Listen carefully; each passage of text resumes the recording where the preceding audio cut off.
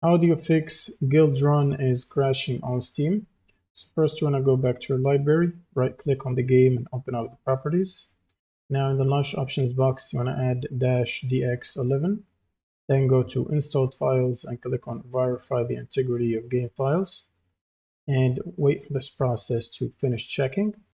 Once it's completed you can close out of Steam and then open up your browser. Now you'll need to go to this link which is in the description below. And from here, you want to get the redistributables, the 86 installer and the 64, both of them.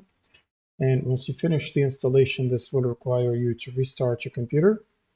Now, right after the restart, one thing you need to do is check for the latest GPU driver updates and install them. You can use the NVIDIA app or the AMD software depending on which GPU you're running.